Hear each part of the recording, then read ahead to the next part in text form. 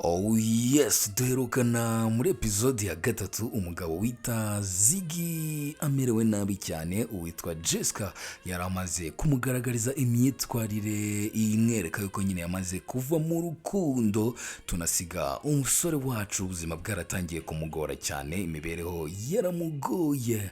Mr Ziggy yari amaze kumenya ko uwo bita Jessica ngo ngubu nyine asigaye afite umugabo w'umudiaspora ariko atarabona gihamya ya nyayo.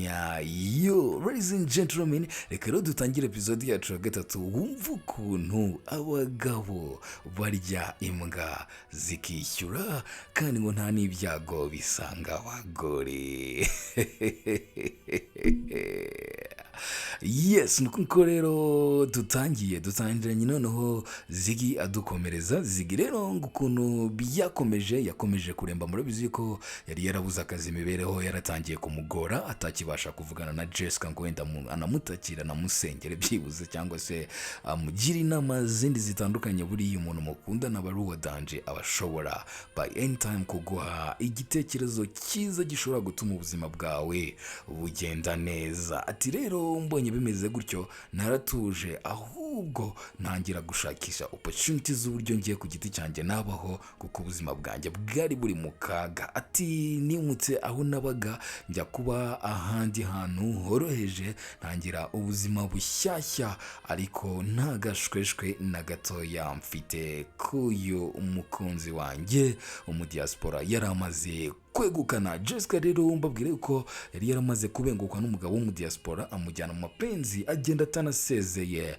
Murabyibuka yuko yabanje gusa nk'uwereka Ziggy ko bakiri kumwe, ariko Ziggy akaza kumuburira irengero. Ni ukuvuga ngo uyu mukobwa ngo yaje gukora ubukwe, nta makuru Ziggy afite ariko ubukwe nyine buraba. Ziggy rero ngo nta kundi yaje kumenya ko ubukwe bwabaye, ngo yaje kubona ngo amafoto y'uwo mu Jessica na wa mu diaspora wiwe, abacuti babo nyine bari kugenda bayapostinga, ariko mu by'ukuri bavuga bati congratulations Jessica. Umusore wanjye arambwira ati icyo gihe rwose umutima wanjye warabohotse, naravuze nti bye rwose, amateka yanjye na Jessica arasibanganye. Umusore wacu rero ati ubuzima ntabwo bwari bunyoroheye, ati ntakubeshye nahise mfokasinga ku buzima bwanjye, ntangira gushakisha imibereho. Ati nkomeza nyine gahunda zo kwiyitaho ubwanjye. Ati nagizemo akadepression gatoya nkuko episode ya kabiri yarangiye amerewe. Ati ariko nkimara kubona amafoto y'ubukwe navuze yuko iki gisiga cyamaze kuguruka nta handi nzagifatira. Ati rero natangiye gushakashaka hirya no hino ahantu nabasha kubona opportunities z'akazi, nkabasha gukora nyine nkiteza imbere, nkazarindira icyo Nyagasani azanteganyiriza. Ati yego, ubuzima bwarakomeje. Ubuzima rero bumaze gukomeza, nza kubona opportunity, ntangira kubona uturaka gake, ntangira nyine kwiyubaka nk'umusore, nza gusubira ku murongo mu gihe gitoya cyane kitarambiranye. Ni nabwo rero naje kongera kumva nkeneye umuntu hafi yanjye. Ati nagerageje kujya mu rukundo ntirwamara amezi 2. Ati biranyobera, nsubira mu rundi rukundo ntirwamara amezi 3. Ati nasubiye mu rundi rukundo rushaka kumara amezi 5 ariko narwo rurarangira. Ati rero muri iyo situation ni njyewe wari très compliqué, ni njyewe wari ugoye, kuko buri mukobwa wese twakundanaga cyangwa se najyaga gutereta nageragezaga muri ngiye kumugereranya na Jessica, nabona bita matchinga nkahita ngivinga up. I'll be back, ladies and gentlemen. Ugira hujya, inkuru irakomeje kandi iyi story ni nziza byatari. Ni The Mic Radio ndetse na TV, nyita Boss Kabuto. Jessica, you're my number one. Jessica, Jessica,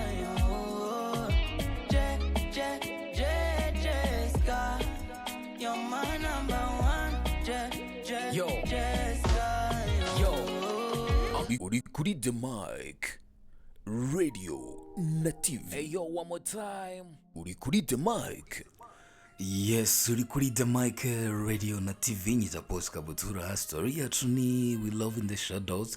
Ni inkuru y'urukundo rwa Ziggy ndetse na Jessica. Twe tugeze aho Ziggy nyine yinjiye noneho gutangira gukundana n'abandi bakobwa, ngo ariko bikaba nyine ari très compliqué cyangwa se abangamira abo bakobwa, bikanashyira ku iherezo umubano we n'abo bakobwa bidateye kabiri. Uyu musore rero ngo yatangiye kujya agereranya aba bakobwa nyine na Jessica. Urabizi yuko mu buzima busanzwe hari igihe ugira umukunzi ariko mwatandukana, yaba afite qualities ukazajya uzishakira mu bandi, yaba yarafite n'amadefo ukazajya uyashinja na ba bandi. Urugero, ushobora kuba ufite umugirlfriend afite ingero runaka, ndavuga ingeso runaka, hanyuma mwatandukana ukabona n'undi nyine nuko ngo ukazajya rero byitwaza umubwira ngo mwese, iyo mvuga rero ya mwese abakobwa ngo bayanga kubi. Ziggy rero nibyo ngibyo byamubagaho, ngo agahora atandukana n'abakobwa bya hato na hato. Umusore wacu rero ati ubuzima bw'urukundo naje gusa nuzibukiriye birananira neza rwose, ati ariko kera kabaye nza kujya noneho mu rukundo. Ati ubu ngubu nari maze igihe kingana n'umwaka ndi muri relationship imeze neza. Ati ariko igitangaje ntabwo yigize irangira, ariko sinanakubwira yuko ihari uyu munsi. Umusore wacu rero urugendo rwiwe rwo gutandukana na Jessica rwamuhaye isomo ngo ry'uko urukundo nyine ari ikintu kidahindahindwa, urukundo nyine ari ikintu ubwacyo kivukira, atari ikintu umuntu arema, ngo kandi rwamuhaye isomo y'uko uwe by any time azamubona. Nuko rero muri episode ya gatatu rero uyu musore kandi akomeza anatubwira yuko ngo yakomeje kuzajya agerageza gushotora uyu mukobwa witwa Jessica, yarabaye n'umumama. Uribuka ko bari baramuborotse. Ati rero rwose akimara kuba married, njye naravuze nti wenda ubwo yabaye married nzagerageza byibuze ambere inshuti isanzwe. Ati rero narabigerageje nabyo, nkoresha izindi meo, nkagerageza kumuvugisha, nka stalkinga imbuga nkoranyambaga ze.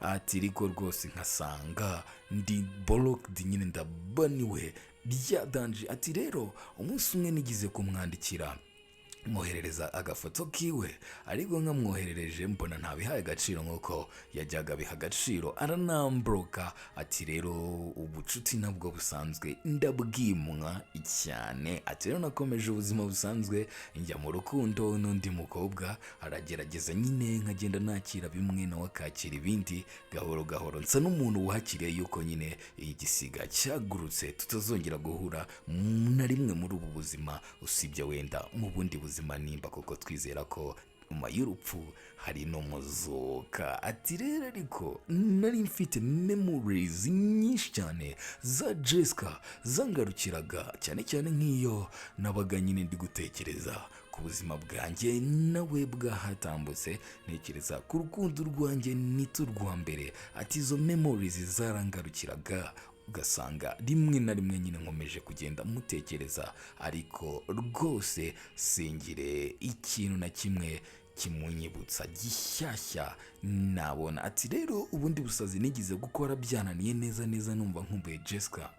Ati hari ahantu Jessica yakoreraga, ati na mbere nari ntarahagera, ariko nariyemeje njya kuhashakisha ngira ngo ndebe ko nanamubona mu isura gusa, ariko nabwo ndamubura. Ati rero ubwo ngubwo nibwo naje kuvuga nti nta kabuza ntabwo nzongera kubonana n'umukobwa witwa Jessica. Inkuru rero ya Ziggy ndetse na Jessica yarakomeje. Ubwo ngubwo umusore yigira muri relationship, akomeza no kwihigira ubuzima busanzwe, ubuzima bwe nyine burakomeza. Uyu munsi rero umuntu bita Ziggy yaje kuba nyine ava mu rukundo bitunguranye. Njyewe nabuze ikintu bita nyine ati nabuze kimeze nka profi mu rukundo, ati ntabwo nabaye interested rwose, ati namaze umwaka mu rukundo ariko nkajya mbona ntaho bigana, ati nkumva siniryohewe, nyuma rero nza kubivamo, nza kwirukana umutima wanjye ubivamo rwose, ariko ntarabwira umupatana wanjye yuko nabivuyemo. Ati rero iyi systeme nakoresheje ni iya Jessica, yanakoresheje nawe amvira mu buzima kubera ko yagiye adasezeye. Ati n'uyu munsi ntabwo ndasezera na gatoya, ati rero reka nzabakomereze ubutaha nitwongera guhura, nzongera nkuganirire nkubwire uyu munsi ukuntu bimeze. Ladies and gentlemen, muri episode ya gatatu numva ko umusore wacu n'ubundi yari yarabonye urukundo, ariko uyu munsi aratubwira yuko urwo rukundo rutagihari, kandi uyu munsi murabizi yuko yahuye na Jessica, ariko ntabwo aratubwira umuhuro wabo wagenze ute, kongera guhura nawe byagenze bite, ntaranatubwira uyu munsi bameranye gute, barapanga iki, nyine bimeze gute. Episode ya gatatu rero nahanga turi buyihinire kubera ko kuri The Mic Radio ndetse na TV ibintu byose bari chap, ariko icyo nagusezeranya nuko as soon as possible ndakuzanira episode ya kane.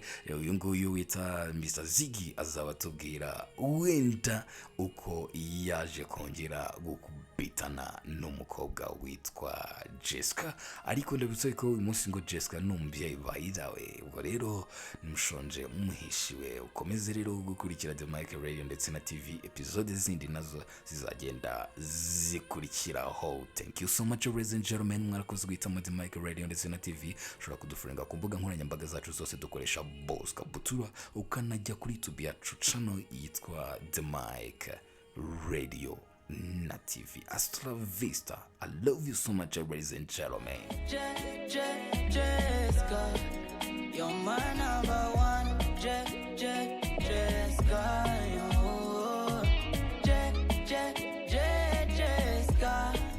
you're my number one.